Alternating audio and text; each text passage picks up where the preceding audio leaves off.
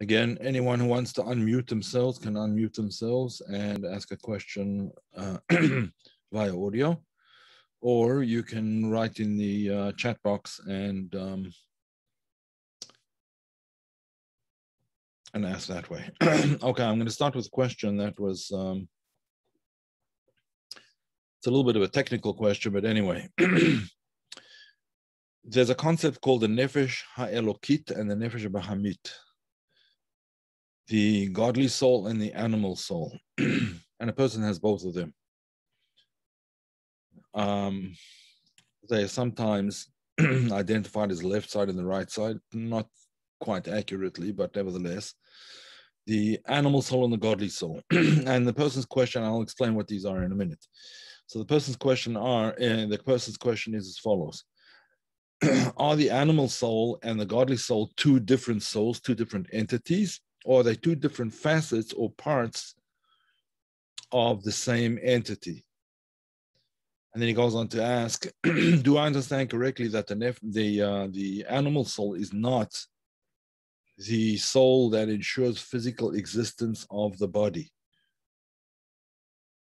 For it seems that when a person's life ends, the body remains intact, but it cannot have any desires, which we ascribe to the animal soul while he is still alive.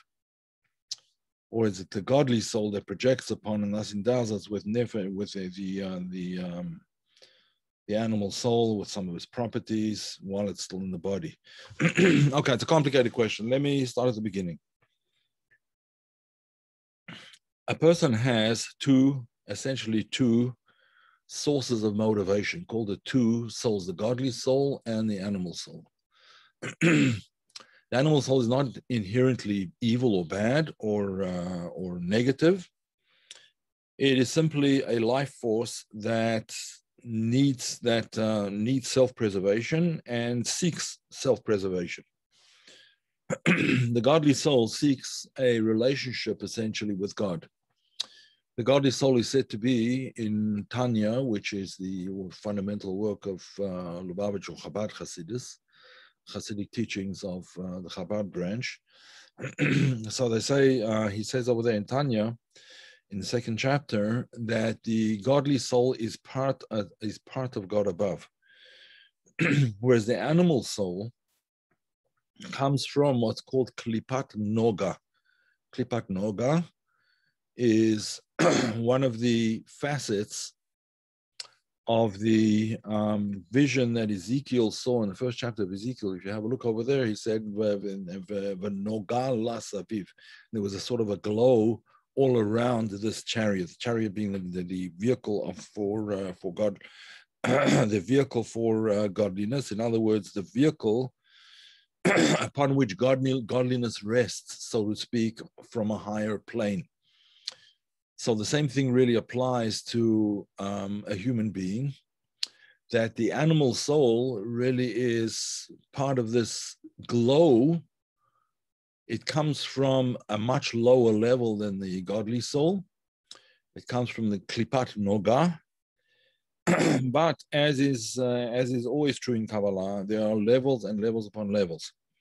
So the lowest level, essentially, of the animal soul is that it's from the Klipat Noga, which means this husk or this shell that has a glow to it. In other words, it's not darkness, it's not evil.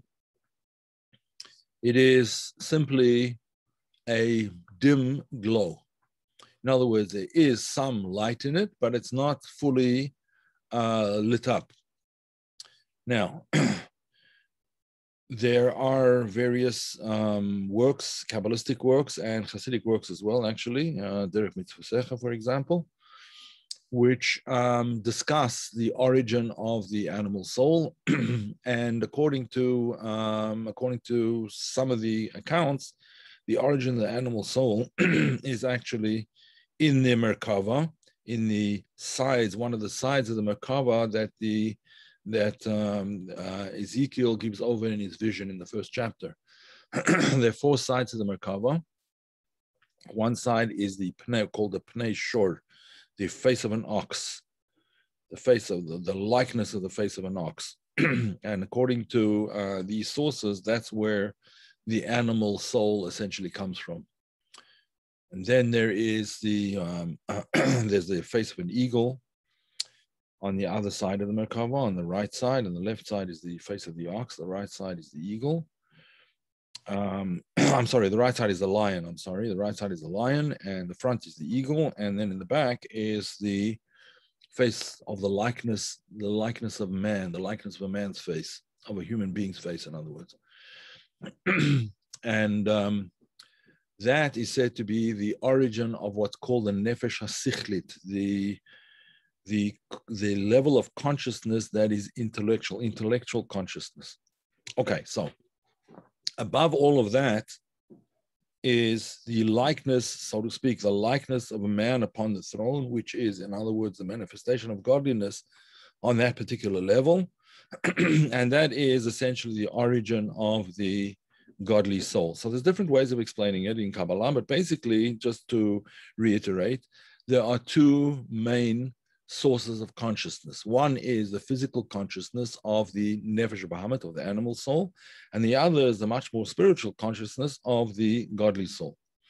Now, these two are constantly, in the average person, these two are constantly in a state of war, a state of battle, essentially, for domination. The majority of people, unfortunately, the animal soul definitely dominates the godliness within them. But if a person works on himself and he tries, then himself, herself, obviously, and they try to raise themselves up to the level of their divine consciousness, in other words, the godly soul, then and the godly soul manages to dominate, at least most of the time, the animal soul, then a person is regarded as, in a sense, fully human, because he's manifested the highest part of himself. And that is essentially is the idea. So to answer the question, there's the first part of the question, there are different souls. Yes, different souls. They're not two parts of the same entity. They're not two parts of the same thing. There are two entirely different souls with two entirely different sources. One from Klipat Noga, or from the face of the ox on the Merkava, two ways of explaining it. And the other one is the godly soul, which is actually the manifestation of godliness, the likeness, the divine likeness that is on the throne.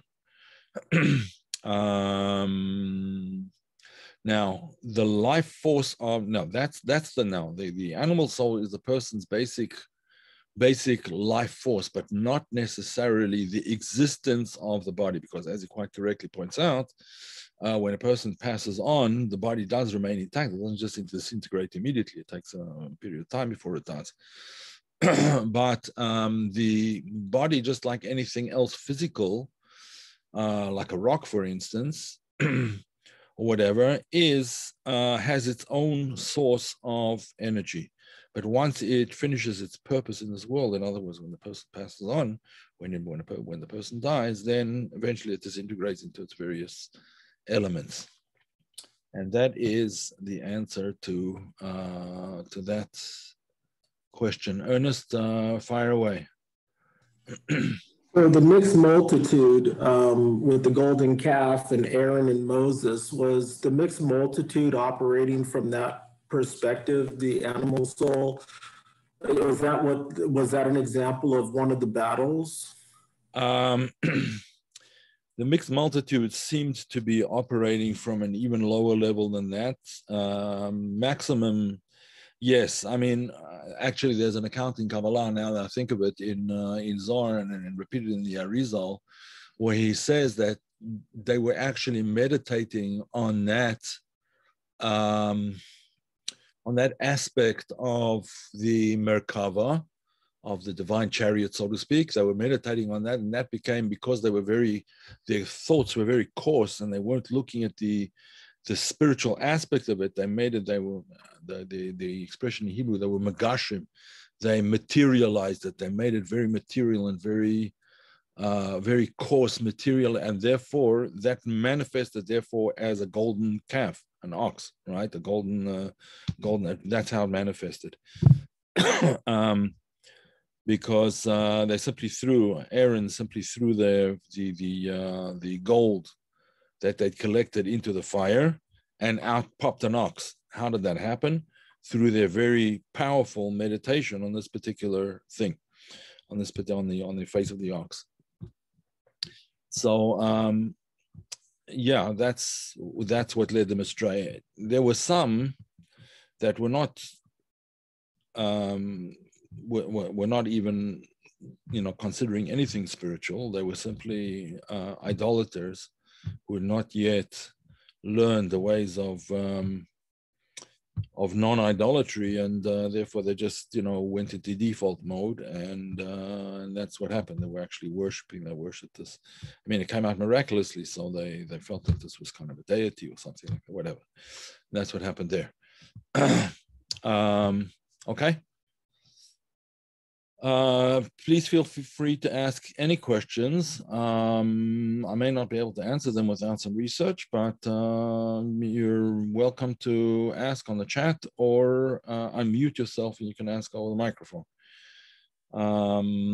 Let's see, there are a couple more questions that I had over here. There's a question which, again, is a kind of a technical question. All right, I'll answer it. I'm not sure that everyone will understand, but anyway, whatever. Let's go for it. This is Andrea that asked this question. Interesting question. The longest tractate in the Talmud is called Baba Batra, and it has 176 pages. A page is a two-sided page, A and B, in Talmudic literature. The Talmud never begins with page 1, it always begins on page 2. There's reasons for that. I don't want to get into it, but it always begins on page 2. The longest psalm is a Psalm 119, and that has 176 verses. Again, 176. The longest parasha means the longest Torah section, is called Naso, and has, that's what we read this week actually, and has 176 verses. So what's this 176 all about? There are various answers. Personally, I don't find any of them really very satisfying at all. So I started to look into this a little bit. And this is the conclusion that I came to. Now, this is kind of off the cuff, so you'll excuse me if it's off the cuff, but let's just look at what these particular sections, the section of Talmud, the section of Psalms, and the section from the Torah itself, from the Bible, from the 5 books of Moses, all having 176 verses in them. So the section from the Bible, the biblical section, which is actually this week's Torah reading, Naso, it's called. The main aspect of this week's reading, one of the section that takes up the most real estate, so to speak, is the section called the offerings of the Nesi'im, the offerings, the korbanos, the offerings of the princes of the tribes. There were 12 tribes. Each tribe had a prince.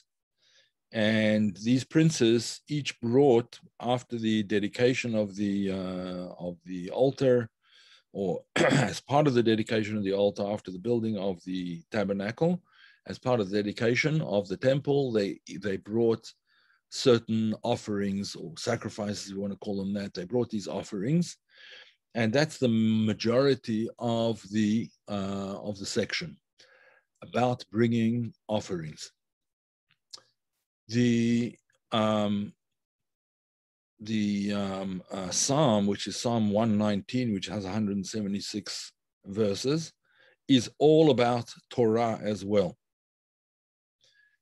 And the third, the Talmudic tractate, the longest tractate in the Talmud, Baba Batra, which has 176 folios, 176 pages, is about laws concerning financial disputes.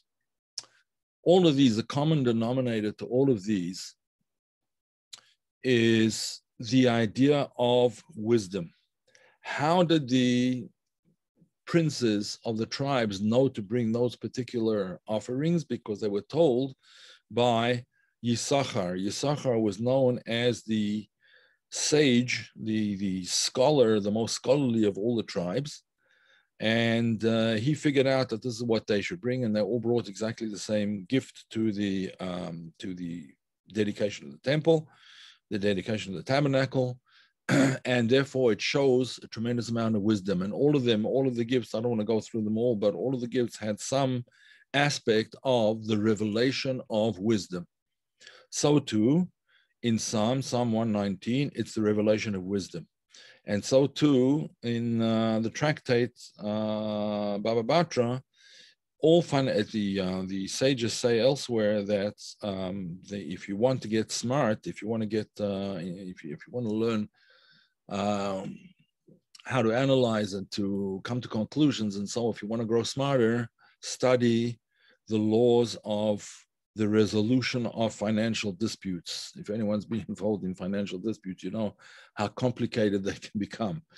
In any event, okay, so that's all as far as those particular things are concerned. Now, as I often do, I had a look to see which verses begin. Let's see now. Yeah, which verses begin with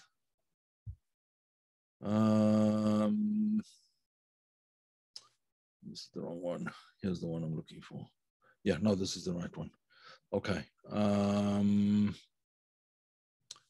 it's not. Here's the right one. Okay. So this is the verse that I wanted to have a look at. And as you see, this is talking about after the whole incident with the golden calf. Moses comes down the mountain. He sees them worshiping this golden calf. He breaks the tablets that he had just received with the 10 Commandments on them. And then he goes up again to the top of the mountain to seek forgiveness for the Jewish people who were just worshiping this golden calf. After 40 days and 40 nights, God gives him, after 40 days up there, he gets a second set of tablets. And this second set of tablets, as he comes down with the second set of tablets, he comes down and his face is shining. His face is aglow. And this is the verse that speaks about it. Now, why you'll see shortly why I've emphasized this. I hope everyone can see it. It says, Moshe, Aaron and all of the children of Israel saw Moses. V'hinei karan or panav, the skin of his face was shining. And they were afraid to come close to him. Now this verse over here, this section of the verse, V'hinei karan or, right? Hinei karan or. His skin was glowing, was shining. If you have a look, here's the letter Vav, here's the letter Kuf, and here's the letter Ayin. That's what spells 176. Kuf is 100, Ayin is 70, and Vav is 176. So to me, the verse that captures this concept of the glow of wisdom that's coming from within, the glow of godliness that's coming from within Moses, this is captured in this verse, and that's what those 176 things all come to speak about. The idea of what you can offer of your wisdom for the betterment of society. That's the verses in the Torah and the Parasha, 176 verses, talking about the offerings of the Nesiim, of the princes, and also in the Psalm 119 talks about, all of it is talking about how to increase in one's knowledge of divine wisdom. And so too, the tractate that deals with financial issues is also teaching wisdom. Wisdom is not just book knowledge, it's not just knowledge of the law, it's knowledge of how to resolve disputes, and particularly financial disputes, which can be very, very bitter, but to the satisfaction of all parties concerned, that they believe and they understand that the ruling is a just and fair ruling to all parties. So therefore, this verse seems to me captures that 176 perfectly. 176, the initial letters of those three words, And that is my answer to that question. I hope it solves the issue as far as you're concerned, Andrea. Okay. We have another question over here. Let's see.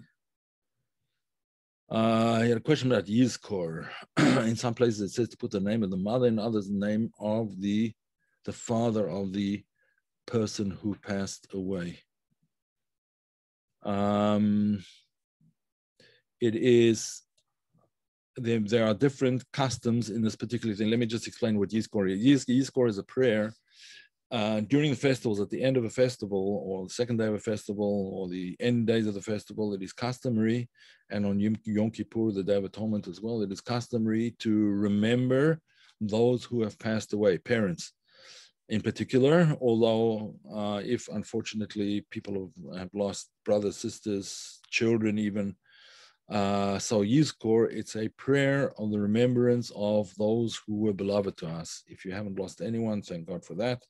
You are not part of this prayer until such time as you lose somebody. So Yehudis is asking the question, how do you mention the person? Do you mention the person in terms of their father's name? In other words, let's say Moshe ben David, Moshe the son of David, Moses the son of David, or do you mention the mother's name? And the answer, or at least the custom in Chabad, the custom that I follow, is the mother's name. I think there are some people who mention the father's name, but the custom is definitely the mother's name. Why? Because the father's name is relevant to the tribe from which the person comes. Even though we don't necessarily know the tribe today, the only ones that know their tribes today are the priestly tribe, Kohanim and Levim, Kohen and Levi. They know what tribe they come from. Everybody else comes from Judah, Benjamin, and maybe some of the admixture of other tribes together. We don't really know the origin of our tribes clearly. But they say there's certain Ethiopian Jews who trace their roots back to the tribe of Dan, but that the tribal ancestry follows the father's line, whereas the soul comes from the mother's line. The soul comes through the mother, not through the father. The name, the family, the inheritance that a person gets in the land of Israel, all the tribes are given inheritance in the land of Israel, that comes through the father, but the soul comes through the mother. Therefore, when we're remembering the soul of the person who passed away, we remember specifically the mother. And that is the way it is done in our customs in any event. Okay, so Rabbi asked the question: what do you think about the odd similarities between Kabbalistic metaphysics and the concepts from modern quantum physics?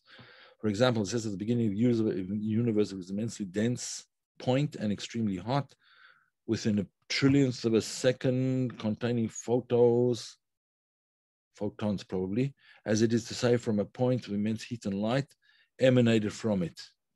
Do you think there's validity in fusing these things? Yes, there definitely is a validity in fusing these things. Finally, science is coming around to understand what Kabbalists have understood for a long time before. There are actually several works which have been written on the subject. There was a professor, Branover, who was one of the people who was very involved in this kind of thing. Professor Herman Branover was his name. He was a professor of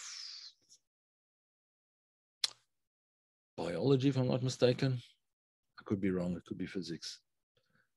Anyway, he's one person that wrote some stuff about it. There are many others. One of Adin Steinsaltz, so Rabbi Steinsaltz, who passed away recently, he wrote about it some. But one of the most prolific writers on the subject, and someone who really knows what he's talking about, is Rabbi Yitzhak Ginsburg from Israel.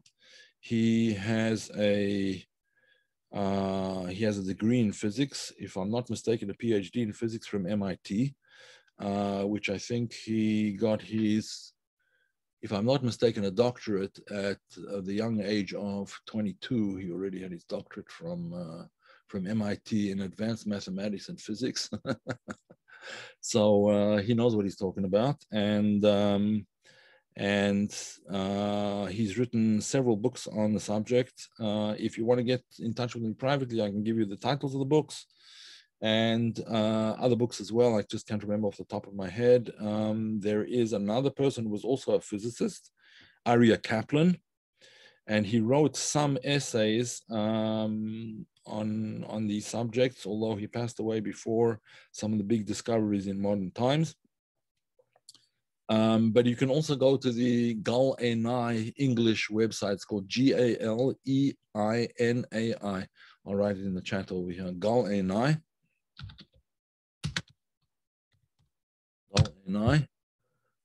And that's Rabbi Ginsburg's website. I think actually it's called Gal Einai, that's his organization, but I think it's inner.org is the website. Yeah, inner.org.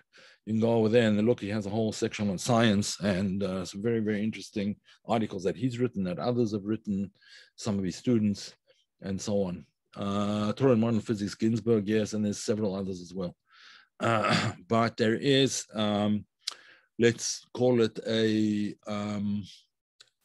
merging together of what used to be regarded as, let's say, very far away from physics. Physics is moving towards the same understanding that Kabbalists have had for a long time already.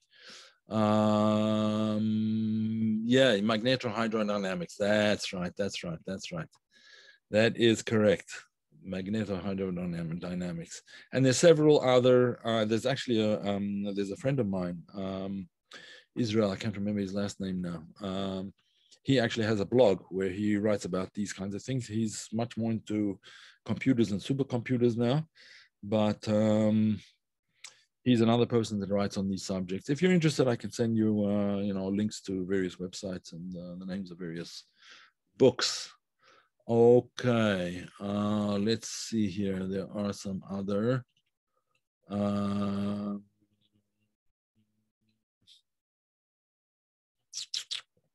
That's that question. Ernest Howard, 176, 1 plus 7 plus 6, 14, 1 plus 4 equals 5.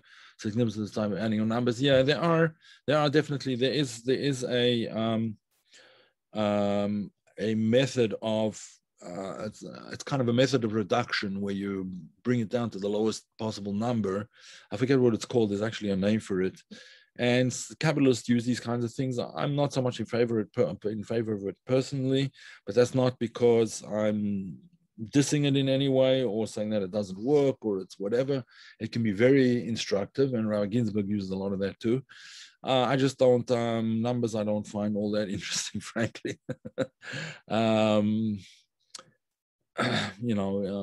They can be manipulated a bit too easily. I like to understand the concept. But sometimes the number theories, or what's called gematria, can actually illustrate the concept very well. So yeah. All right. 22 letters and 8 times. Yes, that is how some people explain it. It's 22 letters times 8 is 176, because the Psalm 119 is each set begins with the first letter of the alphabet, and then 8 verses begins with that same letter. So there's 8 verses beginning with an aleph, there's 8 verses beginning with a bet, and so on and so forth, and that makes altogether 176. So there are some that explain that has to do with the transcendent alphabet, because 7 is the natural cycle, the 7 days of the week. The 8 is the supernatural cycle. So it's how things rise to the supernatural level. I don't think I said something different in the sense that wisdom is beyond that natural level. It's a supernatural kind of a thing. It transcends the bounds and the laws of nature, perhaps. All right, could you speak more about the ancient and ongoing war between the Arab and Jewish people? Hamden, Kabbalistically.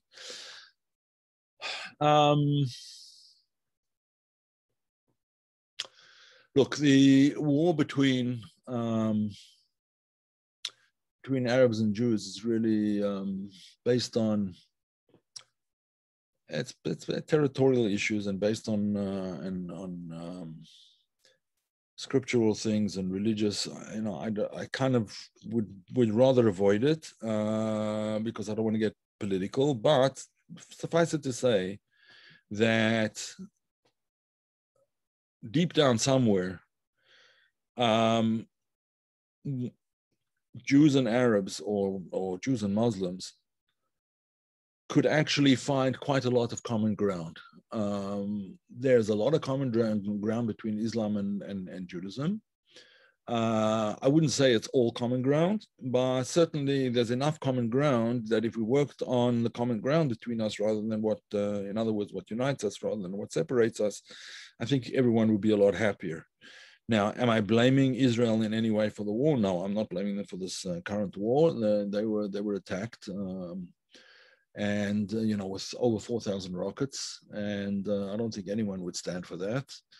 And without getting into all the details and going the back and forth, I think it was completely justified to do what they did. And my opinion, they should have gone further. But in any event, the war between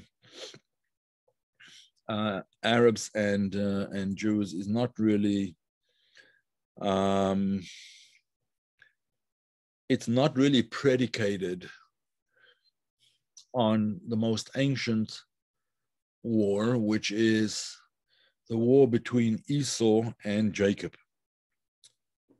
The Talmud says that it's built into the system. It's there's systemic hatred of Esau for Jacob. It's kind of built into the system. That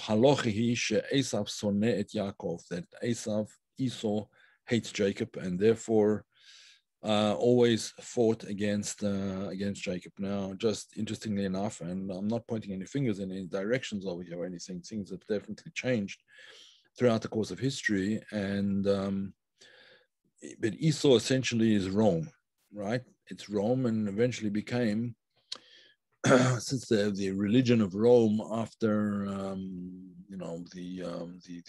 after ancient Rome was essentially Christianity. So that became the flashpoint between, the truth is, it was a flashpoint between Christians and Muslims as well. But certainly Christians and Jews, and with the various crusades and pogroms and so on and so forth. So we still saw that, Esau hating Jacob throughout history, and things have quietened down quite considerably, and hopefully things are moving in the right direction.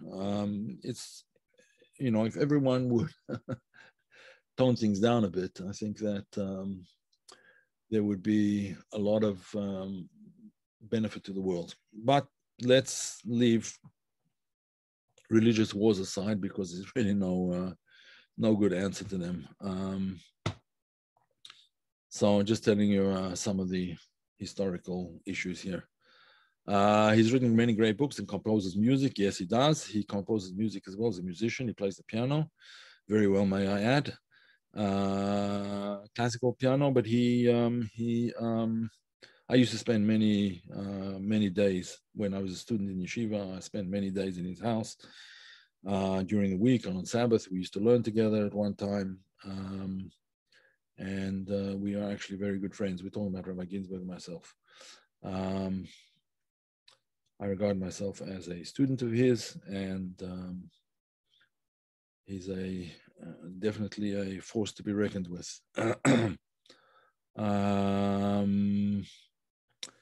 Okay, let's see.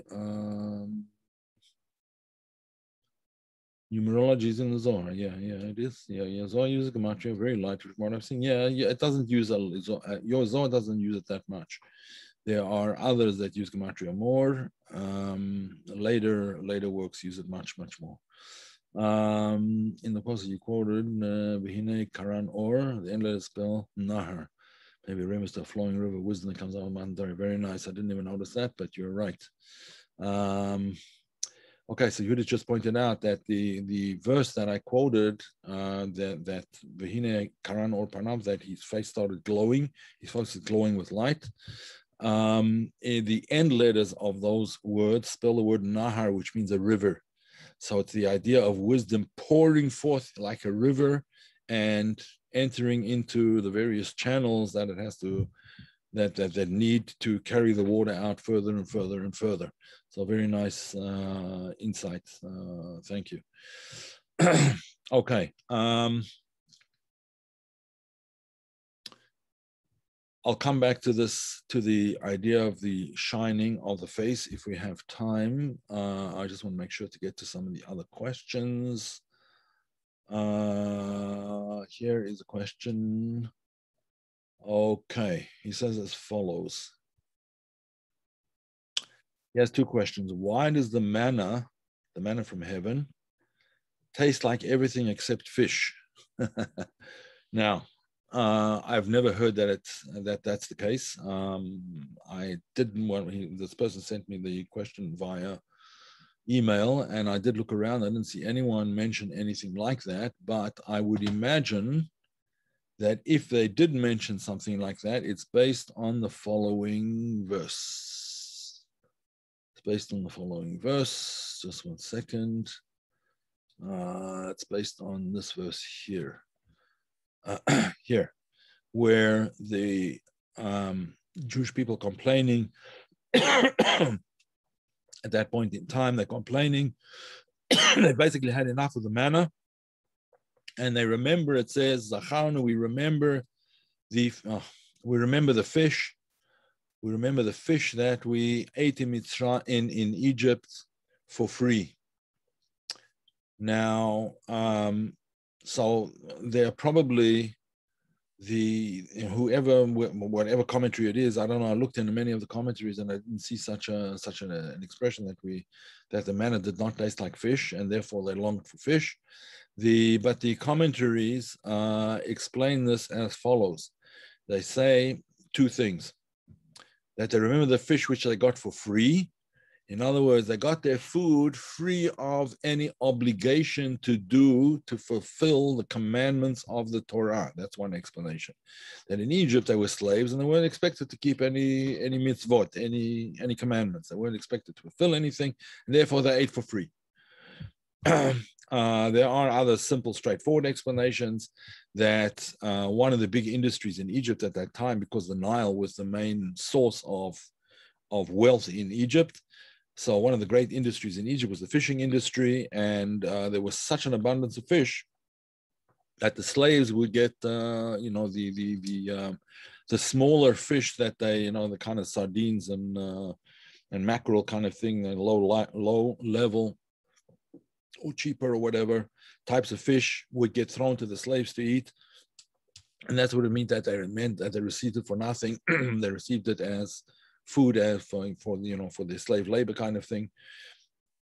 Is another explanation, and that is that the word daga does not mean fish at all.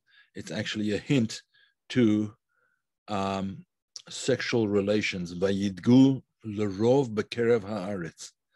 Sexual relations, the intimacy, in other words. So it says we remember the intimacy that we had in Egypt, where there were no rules. There were no rules. You could be intimate with anybody, right? You didn't have to be married to them to be intimate with them. You could be intimate, and there was no rules, so to speak. At least the Egyptians didn't have any rules. In fact, there was, I think it was a royal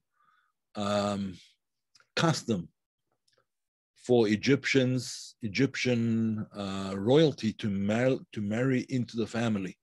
They had to marry family members, and as far as I remember reading once, that applied even to brothers and sisters from different mothers, because the pharaohs would have a whole harem of wives. They wouldn't have one wife. They would have maybe 30, 40, 50, maybe more.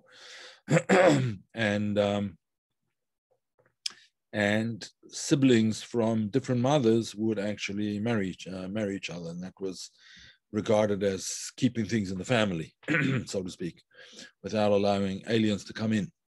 In any event, so the the question as far as the manna is concerned, that they remember that it didn't taste like fish. I don't know. I never heard that. I guess it would come from there. But then there was another question that he asks. There's a person who was called Yosef Mokir Shabbos. Joseph, or Yosef was his name, who cherishes the Sabbath. So we'd always buy fish in honor of the Sabbath.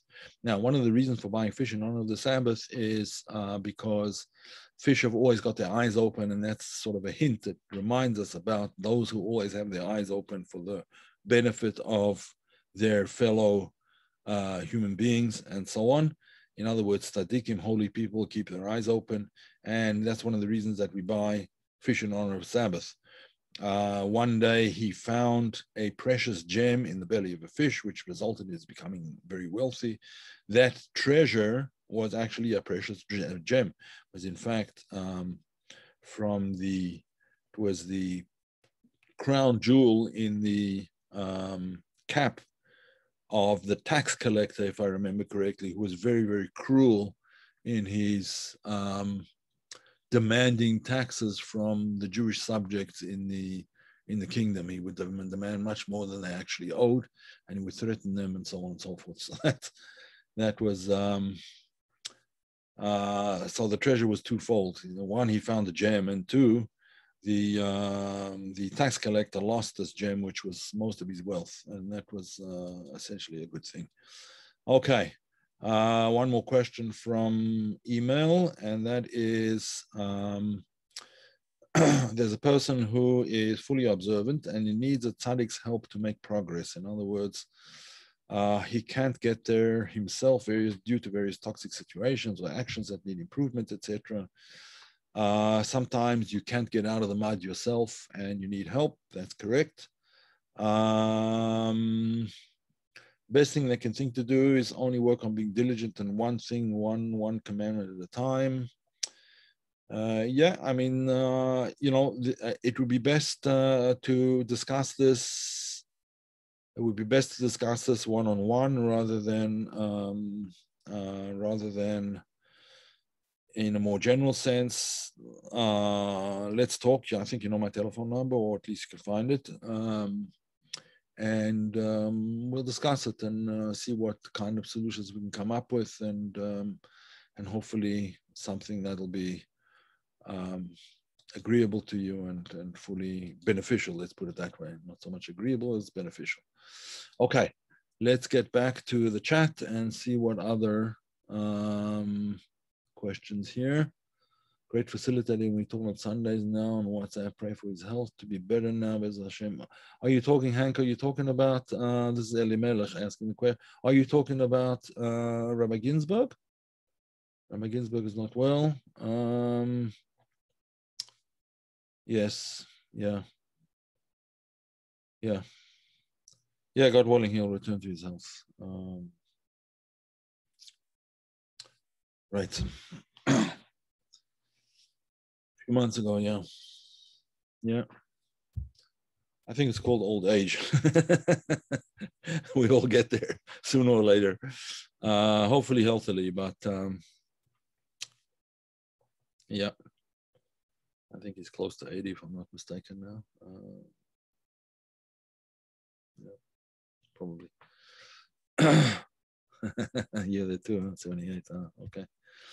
Yeah.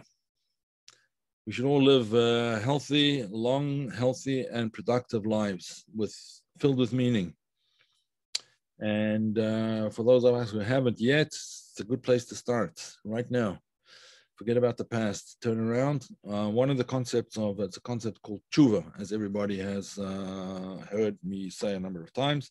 The concept of tshuva means, it's usually translated as repentance, but it doesn't really express what it is. Repentance is looking at the past and repenting for the past, essentially. No, tshuva really means turning around. In other words, turning your back to a certain extent. Yes, you have to rectify the past, but leave that for later. First, turn around and look at the future. Yeah, that's what tshuva really is. Turn around, look at the future, organize the future, and then go back and fix the past afterwards. You can't be always fixing the past without an eye to the future. The future is what changes your past. Excuse me. If you know what you want from your future, then you can rectify your past. If you don't know what your future should be, how are you going to rectify anything? That's a question that needs to be discussed. Okay, are there any other questions? Yeah, many current rabbis say that the future redemption will leave out many people like in Egypt. Another Rebbe insists that every Jew will be redeemed from this exile. Can you say something more about this? Egypt was different. Egypt was different. Many people died over there and so on and so forth. In fact, only 1/5 of the Jewish people came out of Egypt and in the Exodus and went on to receive the Torah, the Bible. But the situation was very different over there. And the reason that it was different is because we had not yet received the Torah. Now, since we have received it, even for those who do not observe it, nevertheless, their souls are included. There is an expression like this. Share a screen again. All right. There's an expression that says like this: the name Yisrael or Israel, right? Israel. That's how you would spell it. Yisrael, that's how it would be written in, sorry, I'm writing with a mouse again. I wasn't planning on writing, so I didn't attach my board that someone very kindly gave me, Howard. Ernest Howard. All right. Anyway, this here is what's called a notaricon. A notaricon means that it stands for, each letter stands for a word. So I'll just write it in English. In English, it'll be easier for most of you to see. Yesh, right? Yesh. Yesh means in English means there are. Yesh. So that's the Y. Remember Y. Shishim is 60. Yeah, 60. 60. Oh, I should have just written a 60, right? But nevertheless, we have the S over here, right? You have the Y, you have the S. Rivo. Rivo is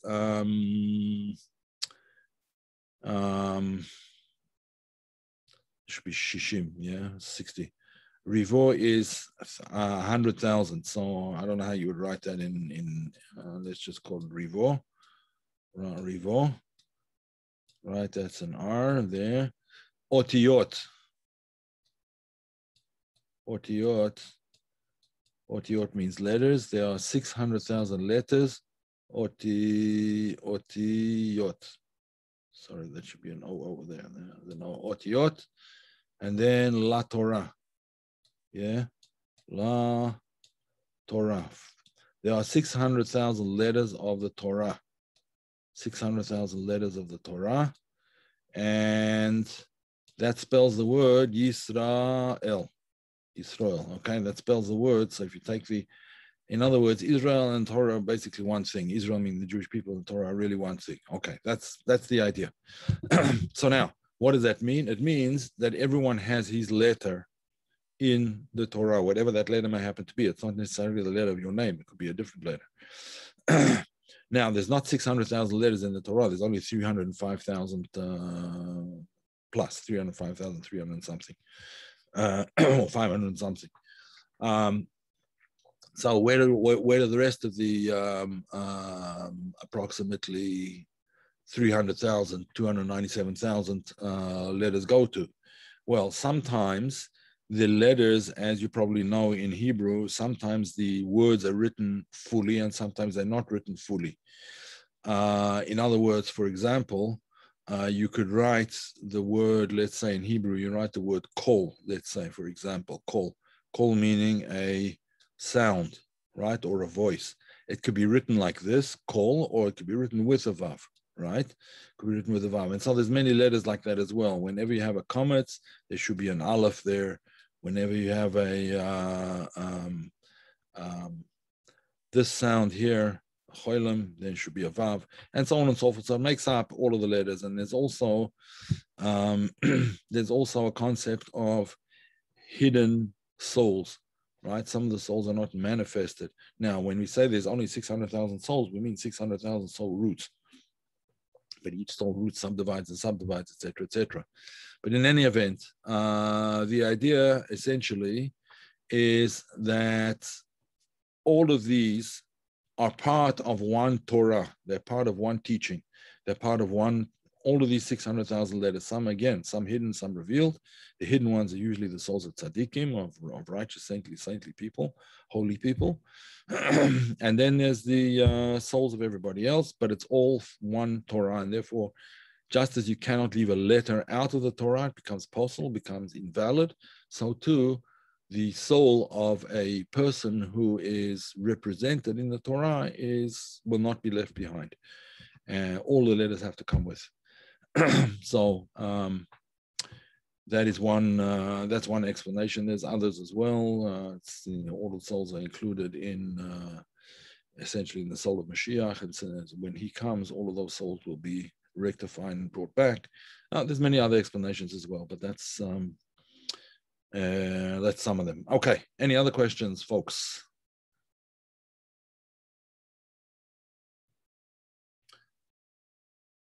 All right.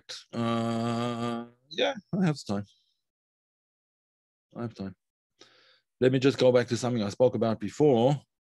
You asked about the refuse. You have to tell me what you mean.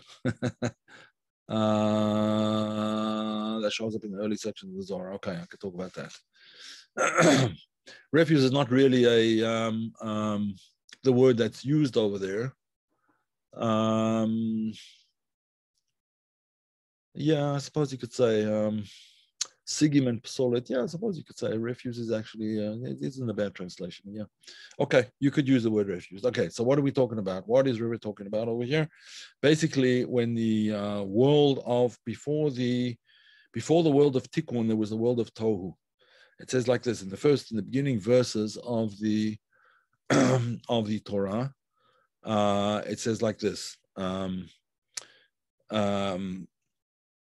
That Bereshit bara Elokim et hashamayim et haaretz. At the beginning, God created heavens and earth. Va'aretz, the lower level. There were two levels: a higher level, spiritual level, and a lower level. On the lower level, it says about the lower level. It says haaretz, called the land, the earth, the universe, the physical universe, so to speak. Hayta tohu vavohu. It was in a state of chaos. We've spoken about this before. It was in a state of chaos. And broke apart. That's the way it's explained in Kabbalah, that the vessels of the world, it's a certain spiritual dimension, which is called the world of Tohu, that shattered because the light was too great. It shattered and broke apart. And then the vessels basically disintegrated into myriads of smaller parts. Now, some of those smaller parts, and some of the very small parts, fell into what would subsequently be lower levels of creation, right? And they became embedded in all kinds of physical objects. These sparks of the world of Tohu became embedded, and they have to be elevated and rectified. But this, I think, is the refuse that you're talking about, the sigim and the psolet from the vessels of the world of Tohu that fell apart. Now, why are some of them called refuse and some of them are not refuse?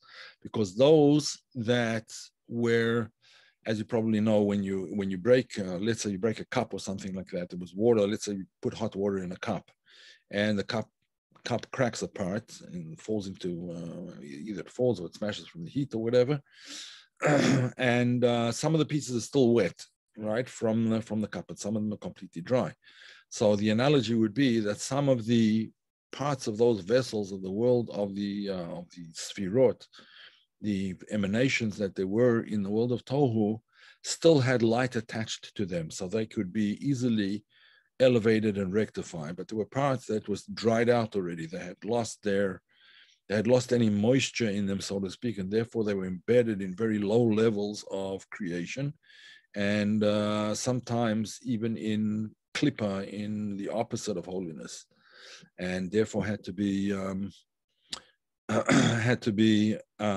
elevated, and that was why it was called refuse, because It's not refuse in the sense that you're deliberately discarding it, but it's refuse in the sense that it doesn't have any light in it, or very, very little, and therefore is regarded as refuse and not as the main thing.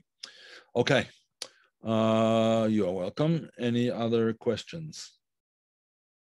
Another connection with the Arameans, you can one sentence, the words Nahar means light in Aramaic. Nohera Yishreba Sagina, or so with Karan, or yeah. Okay, fine. Nohera Yishreba, that the light rests within it. Saginahor. Saginahor is a term that is used for someone who's blind, that he has too much light. A person who is blind has too much light. They can't see because of the brightness rather than because of the darkness. Yeah. Now, let me explain the concept of Karan or. So Moses' face was shining, and it says then that he put a masveh, he put a mask over his face. But when did he put on the mask? It's very enigmatic.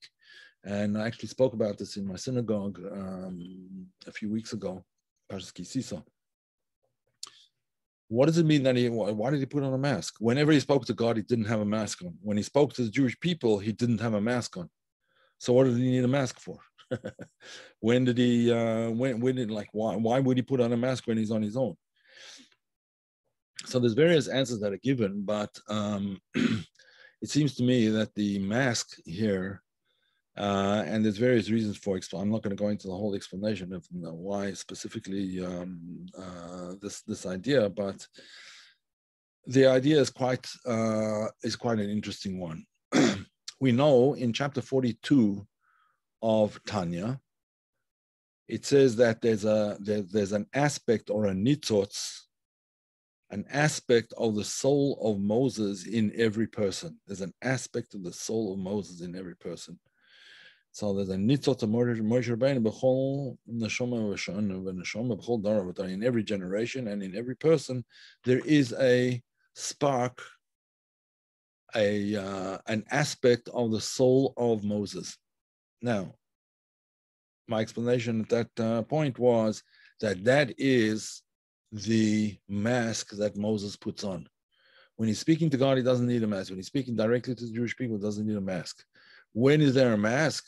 When he embeds himself, so to speak, when a spark of his soul embeds itself in the soul of others, and they're not even necessarily aware that it's there.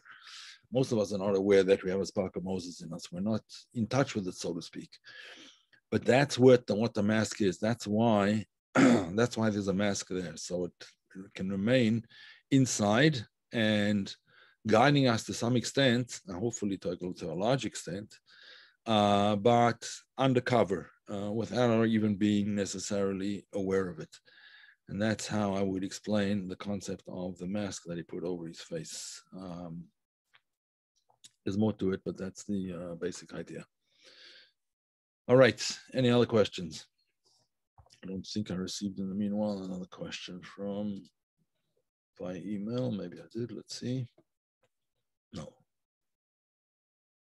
That is it. Okay, so if there are any questions, other questions, feel free to ask. Salvador Dali drew art of Moshe with horns and with a mask due to that light. They were kind of weird many years ago. Yeah, because it says, you see the word for his face shone with rays of light. So it says Karan or Panav. Karan, if you don't know how to read Hebrew, could be read as Keren. Keren means a horn. So that there were certain non-scholarly people who misread it, and they read it instead of his face was shining, they read it as his face grew horns, like we're all going to do from the vaccination, right? Don't worry, I'm also vaccinated. It was Michelangelo who made that statue. Yes, it was Michelangelo. That's correct. Salvador Dali might have done it as well. I don't know, but Salvador Dali was kind of a strange guy as well. I mean, he I think he tried to capture dreams in his art, whereas Michelangelo tried to capture reality in his art. He tried to capture holiness in his art. Michelangelo was really something. It was anyway. All right, folks. Any other questions? Sculptors too. Is that about sculptors?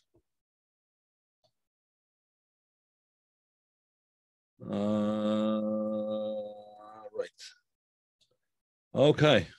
Okay, folks. I will post this soon.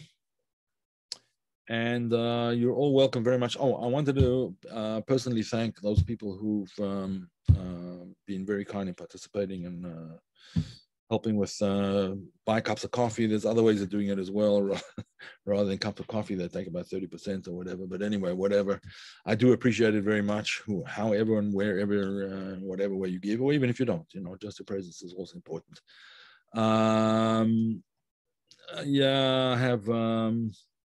No, it's better to use PayPal or something else where they don't take percentages. I like Cash App actually, by the way, but all of them are okay. What I'm trying to do actually is set up a tax, what's it called, a tax-free entity or whatever, not tax-free, tax-exempt. Yeah, tax-exempt entity. One of these days I'll actually get it done. A tax exempt thing, so that'll make it yeah, if anyone wants to offer via PayPal, I don't like to ask, I'm not asking, but just if you're interested, Kabbalah decoded at gmail.com if you want to Gmail, not Gamel, gmail.com, right? Kabbalah decoded at gmail.com. All right, there you go. All right, thanks everybody, and have a great week. See ya next week. Great weekend. All the best. Yeah, see you.